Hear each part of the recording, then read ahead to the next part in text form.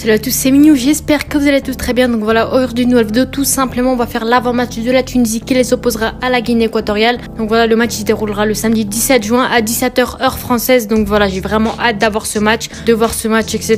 Donc voilà, ça se jouera sous forme de qualification pour la prochaine CAN 2023. Donc comme vous le savez, il n'y aura pas forcément d'enjeu, qu'on perde ou qu'on gagne, on est quand même qualifié pour cette prochaine CAN. Donc comme vous le savez, il faudra en profiter pour tester un maximum de joueurs. Donc voilà, juste avant que la vidéo ne commence, n'hésitez pas à vous abonner et à liker. Sur ce, je vous dis comme d'habitude, bonne vidéo à tous.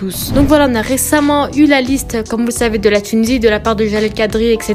Donc voilà, on va adapter la composition avec ça, on va tout adapter avec ça. Donc voilà, comme vous le savez, une liste assez décevante, etc. Je vais pas revenir là-dessus, j'en ai déjà fait une vidéo, vous connaissez mon avis là-dessus. Donc voilà, on va un petit peu voir la composition, un petit peu les enjeux, etc.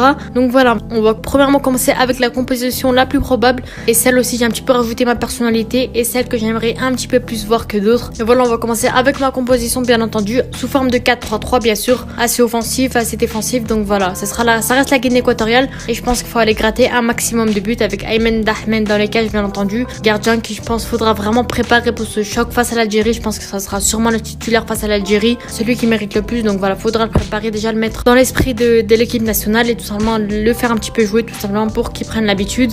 Au poste de défenseur, Yann Valéry, latéral droit, bien sûr, qui pour moi mérite amplement sa place. Ça fait un moment, il joue quasiment jamais avec la Tunisie. C'est très rare qu'il passe des minutes avec la Tunisie. Et pour moi, avec Angers, il a fait une saison assez décevante, c'est vrai, mais c'est à cause du collectif aussi. Et pour moi, il mérite potentiellement une place au poste de latéral droit. Pourquoi pas l'essayer? Parce qu'au fond, il n'a pas été dégueulasse non plus. Il a quand même fait de très belles choses avec Angers, même s'il était plus sur une défense à 3 en tant que défenseur central droit. Mais bon, je pense qu'on pourrait laisser au poste de latéral droit, tout simplement. Les deux défenseurs centraux, Yassine Meriah, vu que tout simplement, il n'y a pas le choix pour moi. On est obligé de le mettre au poste de titulaire. Et Montassar Talbi à gauche avec lui pour l'accompagner.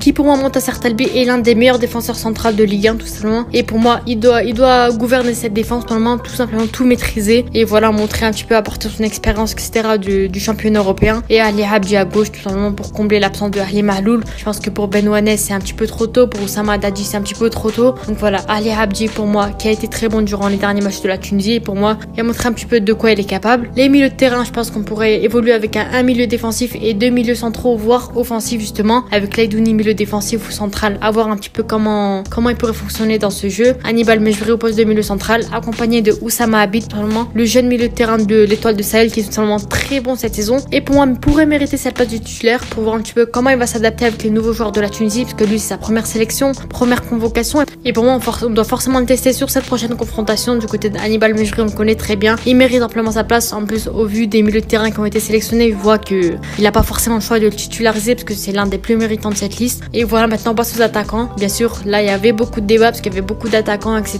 Achouri à gauche, là, il n'y a aucun débat, bien sûr. Il mérite pour combler l'absence de Msekni. C'est son poste de base. Et pour moi, il mérite amplement sa place. Très bon avec son club en ce moment. Avec la Tunisie, ça a été assez compliqué parce qu'il joue à droite alors que son vrai poste, c'est à gauche. Et là, on pourra vraiment voir ses vraies qualités, voir de quoi il est capable et voir ce qu'il pourrait apporter à la Tunisie, tout simplement. En pointe, comme on avait que ça a été compliqué de choisir entre Jebali, Jouini, Labidji, tout simplement, Chikaoui, etc. Et pour moi, en pointe, on doit réessayer Jouini qui a été très bon face à la confrontation avec la Libye. Et pour moi, on doit réessayer Jouini tout simplement avec pourquoi pas faire rentrer Labidji de temps en temps, etc.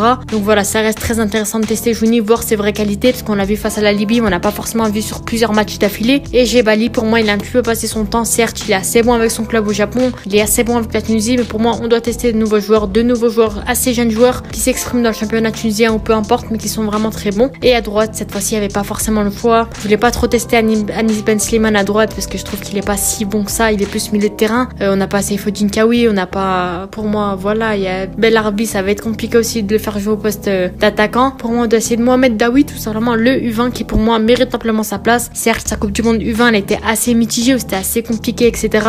Mais pour moi, au vu des joueurs sélectionnés, il mérite sa place et voir un peu de quoi il est capable, voir un petit peu qu'est-ce qu'il peut nous apporter d'un niveau professionnel, parce que les U20, certes, c'était facile de dire ouais, il est bon, mais c'était un niveau U20 et pour moi, on doit l'essayer pourquoi pas avec cette Tunisie professionnelle et voir ce qu'il pourrait apporter sur une attaque avec Jouini et Achouri tout simplement. Donc voilà, pour moi, certes, ça reste mon 11 principal en 4-3-3, etc. Mais on a des joueurs qu'il faudra forcément tester. On a le droit à 5 changements. Il faudra en profiter pour tester pourquoi pas Hamdi Labidji qui est excellent avec le club africain, qui marque à quasiment tous les matchs, qui est vraiment très bon. Pourquoi pas l'essayer pour sa première convocation, etc. Le faire jouer, le laisser quelques minutes de jeu, 10-15 minutes, pourquoi pas. Mais pour moi, il mérite simplement une place de joueur, de cadre pour rentrer sur le terrain. Oussama Bouguera, tout simplement, qui est très bon à l'Olympique de Béja, très bon attaquant, etc. Pourquoi pas l'essayer aussi, voir la Hamdi Labidji, Oussama Bouguera, à voir ce qu'il pourrait apporter, etc.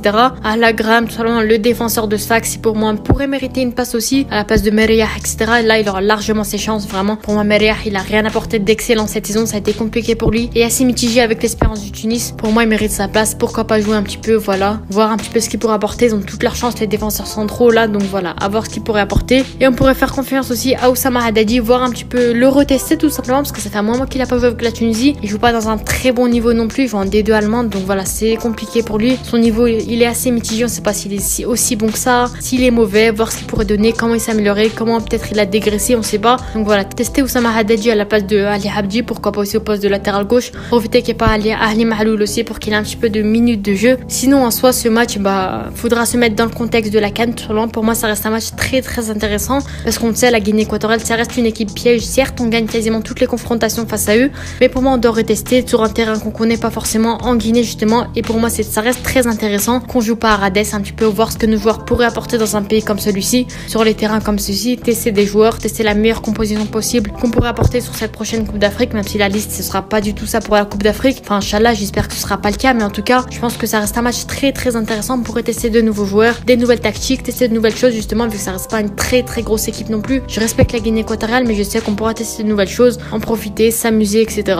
Sinon, soit j'avais un petit pronostic, et pour moi, par rapport à la dernière fois où j'avais fait une vidéo sur la Guinée équatoriale, mon pronostic il a complètement changé. Quand j'ai vu la liste, je me suis dit limite, est-ce qu'on va gagner contre la Guinée équatoriale là? Quand j'ai vu la liste, j'étais choquée, vraiment, j'étais déçue surtout. Et pour moi, je pense que la Tunisie gagnera quand même ce match. Inch'Allah, après, on peut pas prévoir non plus. Inch'Allah, on gagnera ce match, et je pense que la Tunisie gagnera ce match 2-0 face à la Guinée équatoriale. Dites-moi vos pronostics en commentaire, tout simplement. Voilà, j'aimerais bien un petit peu savoir vos compositions, pourquoi pas aussi, parce que vu la liste, je pense que ça reste très intéressant de connaître le point de vue d'un petit peu tout le monde, voir un petit peu qu'est-ce que vous pensez tout simplement sur ça. Pour moi, ça reste la meilleure composition possible. Je sais que je pense qu'il va plus faire jouer Ben Romdan à la place de Oussama Habib. Il y a plus de chances, mais pour moi, je préfère tester Oussama Habib, pourquoi pas, ou voilà, tester nouveaux joueurs. Je pense qu'il va faire jouer Jebali, etc.